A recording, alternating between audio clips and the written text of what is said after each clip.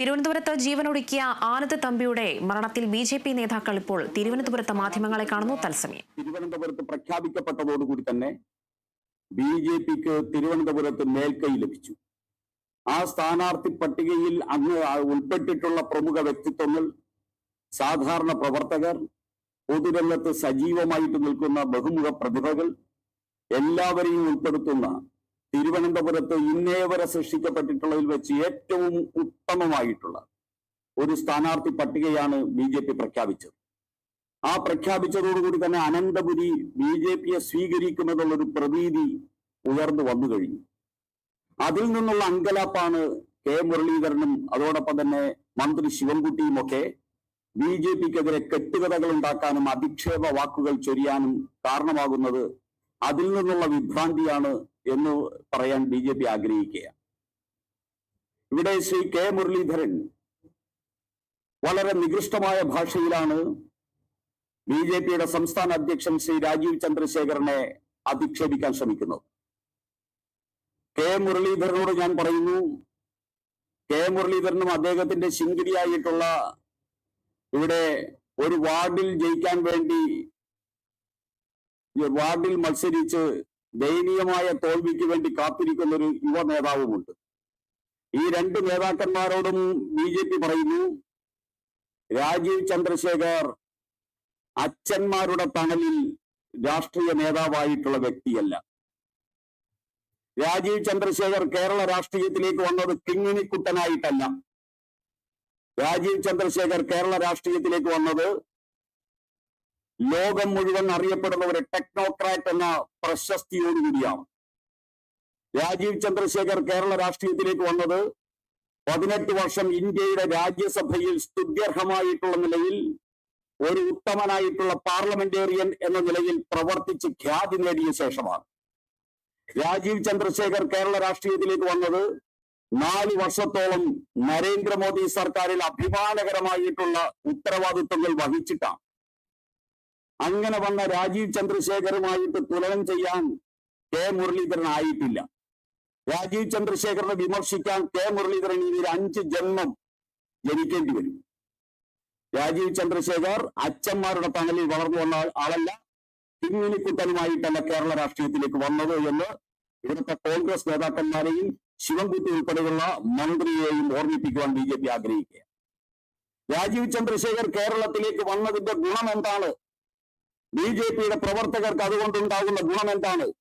BJP. Kerala രാഷ്ട്രീയത്തിൽ ഉണ്ടാക്കാൻ പോകുന്ന മാറ്റം എന്താണ് എന്ന് കെ മുരളീധരനും ശിവൻകുട്ടിക്കും അറിയാൻ ഇനി ഒരു 30 ദിവസം കൂടി കാത്തിരുന്നാൽ മതി. ഒരു 30 ദിവസം കൂടി കാത്തിരുന്നാൽ മതി. ഈ കേരള രാഷ്ട്രീയത്തിൽ രാജീവ് ചന്ദ്രശേഖർ ഉണ്ടാക്കുന്ന മാറ്റം നേരിട്ട് അനുഭവിച്ചറിയാൻ സാധിക്കും. അതിനുവേണ്ടിയുള്ള സാവകാശം മാത്രം കെ മുരളീധരനും ശിവൻകുട്ടിയും മന്ത്രി ശിവൻകുട്ടിയും കാണിച്ചാൽ മതി എന്നാണ് ബി.ജെ.പിക്ക് പറയാനുള്ളത്. ഇവിടെ മരണപ്പെട്ടവരുടെ ശവശരീരം വെച്ചിട്ട് രാഷ്ട്രീയം കളിക്കുന്ന ഇവിടുത്തെ കോൺഗ്രസ് നേതാക്കന്മാരോട് ഞങ്ങൾക്ക് ചോദിക്കാനുള്ളത്, ശ്രീ കെ മുരളീധരനോട് ഞങ്ങൾക്ക് ചോദിക്കാനുള്ളത്, നിങ്ങളുടെ I.C. ബാലകൃഷ്ണൻ എന്ന് പറയുന്ന MLA ഇന്ന് പ്രതിക്കൂട്ടിലാണ്. ഏത് കേസിലാ പ്രതിക്കൂട്ടിലായിരിക്കുന്നത് മിസ്റ്റർ മുരളീധരൻ?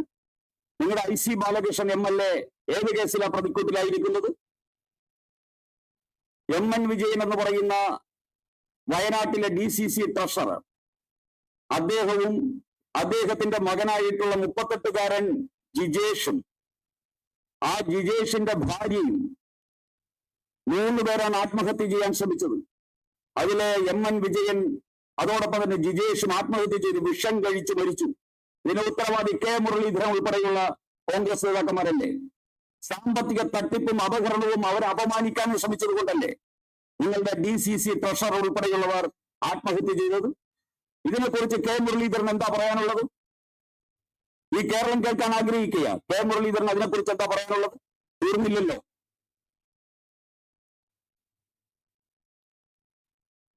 രാഹുൽ മാങ്കൂട്ടത്തിൽ എന്ന് പറയുന്ന ഒരു അസാധാരണ പ്രതിഭ ഇന്ന് കോൺഗ്രസിന്റെ പരിപാടിയിൽ പങ്കെടുത്തല്ലോ. രാഹുൽ മാങ്കൂട്ടത്തിൽ ഒരു MP.യുടെ മകളെ അപമാനിച്ച് പീഡിപ്പിച്ച കോൺഗ്രസ് നേതാവ്, മന്ത്രിമാരുടെയും കോൺഗ്രസ് നേതാക്കന്മാരുടെയും ഭാര്യമാരെയും മക്കളെയും പെൺമക്കളെയും കേരളത്തിൽ ഓടി നടന്ന് അപമാനിച്ചു കൊണ്ടിരിക്കുന്ന നികൃഷ്ടനായിട്ടുള്ള ഒരു വ്യക്തി MLA ആണ്. അയാളെ കൊണ്ട് MLA സ്ഥാനം രാജിവെപ്പിക്കാനുള്ള ചങ്കൂറ്റം ഈ കെ മുരളീധരനോ KPCCക്കോ ഉണ്ടായില്ലല്ലോ. അയാളെ ഇന്നും കോൺഗ്രസ് വേദികളിൽ ചുമന്നുകൊണ്ട് നടക്കുകയില്ല ഈ നാണം കെട്ട കോൺഗ്രസ്. എന്നിട്ടാണോ BJPയെ വിമർശിക്കാനായിട്ട് ഈ കോൺഗ്രസ് നേതാക്കന്മാർ വന്നുകൊണ്ടിരിക്കുന്നത്?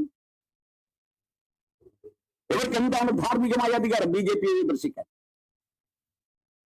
നിലമ്പൂരിലെ കോൺഗ്രസ് ഓഫീസിൽ ഒരു പാവപ്പെട്ട സ്ത്രീയെ കൊന്നു ചാക്കി കെട്ടിവെച്ചത് കെ മുരളീധരൻ മറന്നുയോ? ഒരു കോൺഗ്രസ് വനിതാ നേതാവിനെ കൊന്നു ചാക്കിൽ കെട്ടിവെച്ചത് കെ മുരളീധരൻ മറന്നോ? ഇങ്ങനെ ചാരിത്ര പ്രസംഗം നടത്തുന്നത് മുരളീധര പലരും വിളിച്ചു പറയേണ്ടി വരും. KPCC കോൺഗ്രസിനെ വഞ്ചിച്ച് DIC ഉണ്ടാക്കുന്ന സമയത്ത് നിങ്ങളുടെ നേതാക്കന്മാർ KPCC ഓഫീസിൽ നടക്കുന്നത് അനാശാസ്യമാണ് എന്ന് പറഞ്ഞ നേതാവിന്റെ പേരും കെ മുരളീധരൻ ഉന്നിത്താൻ വെക്കുക.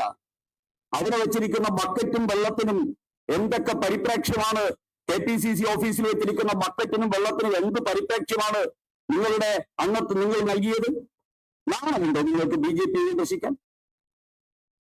സ്വന്തം പാർട്ടിക്കാരെ കുരുതി കൊടുക്കുന്ന, സ്വന്തം പാർട്ടിക്കാരെ കൊലയ്ക്ക് കൊടുക്കുന്ന, സ്വന്തം പാർട്ടി ഓഫീസ് വ്യഭിചാര കേന്ദ്രമാണ്, KPCC ഓഫീസ് വ്യഭിചാര കേന്ദ്രമാണെന്ന് പറയുന്ന ഈ നേതാക്കന്മാരാണോ BJP വിമർശിക്കാൻ വരുന്നത്? അതുകൊണ്ട് ഞങ്ങളെ വിമർശിക്കാൻ വന്നാൽ ഞങ്ങൾക്ക് പലതും പറയേണ്ടി വരുമെന്ന് കെ മുരളീധരനോടും KPCCയോടും CPM-നെയും ഓർമ്മിപ്പിക്കാൻ BJP ആഗ്രഹിക്കുക. ഇനി കമ്മ്യൂണിസ്റ്റുകാർക്കോ 51 വെട്ടുകെട്ടി സ്വന്തം സഖാവിനെ കൊന്നപ്പോ ഈ കമ്മ്യൂണിസ്റ്റുകാരുടെ എന്ത് ന്യായമാ പറയാനുണ്ടായിരുന്നത്? മാഷാ അല്ലാ എന്ന് എഴുതി വെച്ച സ്റ്റിക്കർ ഒട്ടിച്ച കാർ വിട്ടല്ലേ കൊന്നത് TP ചന്ദ്രശേഖരനെ? പിണറായി വിജയനെക്കാളും കരുത്തുറ്റ സഖാവല്ലായിരുന്നോ TP ചന്ദ്രശേഖർ? അദ്ദേഹത്തിനെ കൊന്നില്ലേ നിങ്ങൾ? സ്വന്തം സഖാവല്ലേ?